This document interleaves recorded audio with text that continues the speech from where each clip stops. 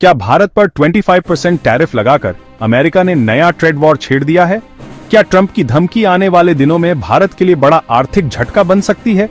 उधर भारत और यूके ने जिस ऐतिहासिक व्यापार समझौते पर दस्तखत किए हैं, उसका असली फायदा किसे मिलेगा, ब्रिटिश बाजार को या भारतीय उद्यमियों को? इसके साथ ही भारत सरकार ने निर्यात बढ़ाने के लिए RS20,000 करोड़ की जबरदस्त योजना लॉन्च की है, मगर क्या यह चीन और अमेरिका से बढ़ते दबाव का जवाब है? वहीं शेयर बाजार में हलचल मच गई है, क्योंकि आई शेयर्स MSCI इंडिया ETF में गिरावट देखी गई है। क्या यह विदेशी निवेशकों के भरोसे में कमी का संकेत है?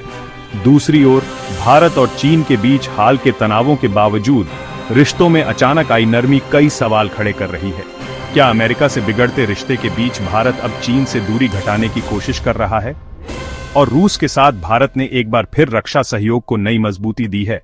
तो क्या आने वाले समय में भारत वैश्विक कूटनीति का नया ध्रुव बन रहा है? ये सारे सवाल और इनके जवाब जानना बेहद जरूरी है, क्योंकि ये सिर्फ समाचार नहीं, आने वाले समय की तस्वीर के संकेत हैं। इस वीडियो को मिस करना मतलब वैश्विक समीकरणों की समझ से खुद को दूर रखना। अगर आप भी ऐसी ही गहन और भरोसेमंद जानकारी चाहते हैं तो वीडियो को लाइक करें, अपने दोस्तों के साथ शेयर करें, कमेंट में अपनी राय जरूर बताएं और चैनल को सब्सक्राइब करना न भूलें। इससे हमें ऐसे महत्वपूर्ण विषयों पर और भी बेहतर कंटेंट लाने की प्रेरणा मिलती है। तो चलिए एक नजर डालते हैं दुनिया भर में हो रही आज की महा अपडेट्स। क्या अमेरिका ने सचमुच भारत पर 25% टैरिफ हानि पहुंचाने के लिए लागू कर दिया है? साथ ही ट्रंप ने 5 अगस्त को चेतावनी दी कि यह दर अत्यधिक रूप से बढ़ाई जाएगी, और यही कारण है कि भारत ने इसे अन्यायपूर्ण बताते हुए डबल स्टैंडर्ड की निंदा की है। क्या यह एक आर्थिक मूव है या रणनीतिक तौर पर भारत को दबाने की चाल? और वही अमेरिकी टैरिफ निहितार्थों का असर आई शेयर्स MSCI इंडिया ETF पर भी पड़ा है, जिससे विदेशी निवेशक बिकवाली कर रहे हैं। क्या यह सिर्फ मार्केट की अस्थिरता है या डीपर इन्वेस्टर सेंटिमेंट शिफ्ट का संकेत? दूसरी ओर भारत ने RS20,000 करोड़ की निर्यात योजना लॉन्च की है ताकि इन उलझनों का मुकाबला कर सके। क्या यह रणनीतिक जवाब है या कब तक चलता रहेगा? और UK India comprehensive economic and trade agreement CETA पर 24 जुलाई को हस्ताक्षर हुए, लेकिन 5-6 अगस्त को इसका विश्लेषण छाया रहा। क्या यह व्यापार वृद्धि का बड़ा मोर्चा है या सिर्फ एक राजनीतिक संकेत? आगे चलते हैं अंतरराष्ट्रीय सुरक्षा की तरफ। भारत और चीन के बीच रियल पॉलिटिक्स स्तर पर रैप्रोचमेंट दर्शाया गया है। विशेषज्ञ कहते हैं कि ट्रंप की पाकिस्तान प्रेमी नीतियों और भारत के रूस के साथ निरंतर ऊर्जा एवं रक्षा संबंधों ने दिल्ली बीजिंग को फिर से तालमेल बिठाने पर मजबूर किया है। क्या यह बॉर्डर टेंशन्स को स्थायी रूप से मिटा देगा? वहीं भारत और रूस ने रक्षा साझेदारी को और तेज करने पर सहमति दी है।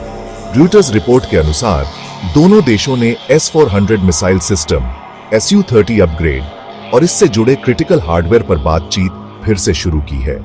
क्या यह deal Indo Pacific power dynamics में इंडिया को नया प्रभाव देंगी? और एक बहुत ही ताजा मोड़ तब आया जब यह सामने आया कि यूक्रेन ने कहा कि रशियन ड्रोन में भारतीय कंपोनेंट्स पाए गए हैं, जिससे सवाल उठता है कि मुंबई से कीव तक इस सप्लाई चेन का क्या राज है।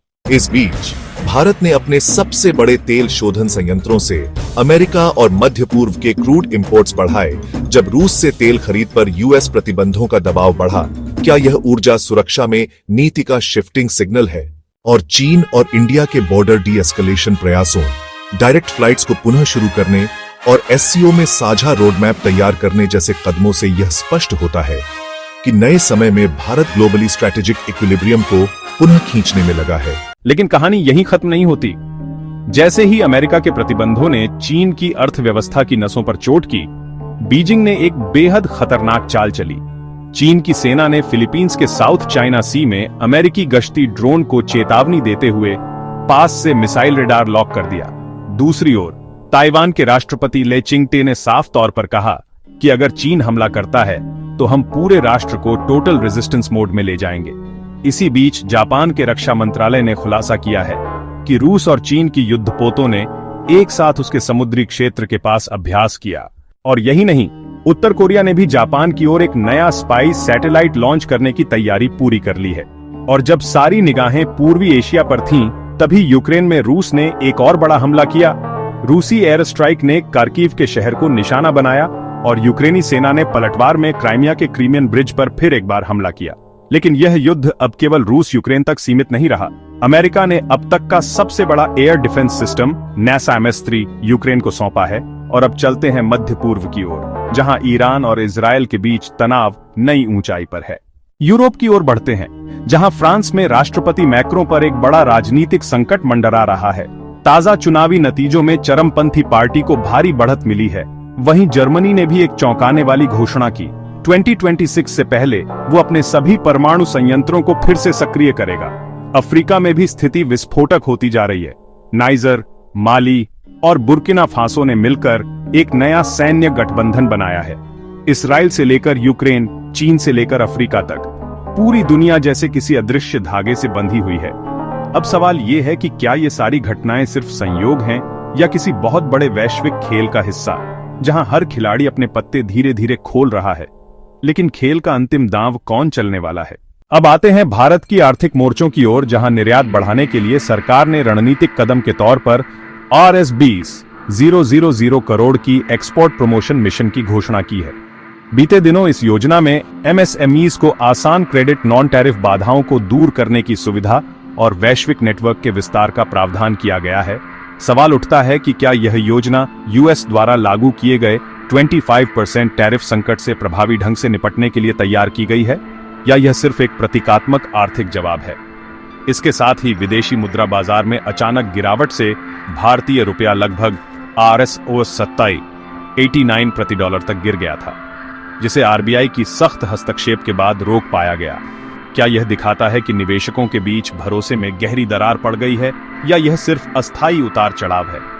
बाजार विश्लेषकों का कहना है कि रुपया की यह गिरावट US टैरिफ को कुछ हद तक संतुलित भी कर सकती है, क्योंकि इससे भारत निर्यात प्रतिस्पर्धा में बढ़त पा सकता है।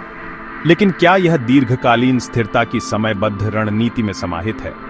वहीं भारत और यूके ने 24 जुलाई को एक व्यापक आर्थिक और व्यापार समझौता CETA पर हस्ताक्षर किए, जिसके तहत लगभग सभी भारतीय निर्यात को ब्रिटेन में 0 कस्टम ड्यूटी मिलेगा, जबकि ब्रिटेन को भी भारत में विनिर्माण, सेवाएं और सरकारी निविदा बाजारों में प्रवेश मिलेगा। क्या यह व्यापार विस्तार का बुनियादी मोर्चा है या केवल राजनीतिक बयानबाजी? अगले दृश्य में रक्षा समन्वय की ओर बढ़ते हुए, भारत और रूस ने S-400 वायु रक्षा प्रणाली की अगली खेप और Su-30 MKI लड़ाकू विमानों के उन्नयन पर गंभीर बातचीत फिर से शुरू की है, जिससे यह संकेत आता है कि दोनों देशों की रणनीतिक साझेदारी अब लौट रही है। क्या इस सहयोग से भारत इंडो पैसिफिक शक्ति संतुलन में एक संकेतक बनेगा? और जब सबकी निगाहें इस पर लगी थीं, तो एक हैरान करने वाला अपडेट आया कि यूक्रेन ने रॉयटर्स के माध्यम से कहा कि रूसी ड्रोन्स में भारतीय निर्मित पुर्जे मिले हैं, जिससे सप्लाई चेन में मुंबई से लेकर कीव तक की कहानी सवालों में घिरी हुई है। क्या यह संकेत है कि वैश्विक हथियारों में भारत अप्रत्यक्ष भूमिका उठा रहा है? लेकिन इन तकनीकी और व्यापारिक विवादों के बीच सबसे महत्वपूर्ण सवाल यह है कि क्या भारत अब वैश्विक भूमिका को फिर से संरेखित कर रहा है, जहां आर्थिक नीतियां, मुद्रा आंदोलन, निर्यात प्रोत्साहन मिशन, यूके साझेदारी और रक्षा सहयोग एक साथ मिलकर उसे एक नया वैश्विक खिलाड़ी बना रहे हैं? और अगर हां, तो कितनी तेजी से हो रहा है? ये बदलाव और इसका असर अगले वैश्विक समझौतों, निवेश निर्णयों और रक्षा संरचनाओं पर किस तरह गहराई से पड़ेगा, यह सब इस वीडियो में आपके सामने क्रमबद्ध रूप में रखा गया है, ताकि आप समझ सकें कि हेडलाइंस के बीच छिपे नेटवर्क और कारक क्या हैं, और ये निर्णायक क्षण भारत की अंतर्राष्ट्रीय पहचान को किस दिशा में ले जाएंगे।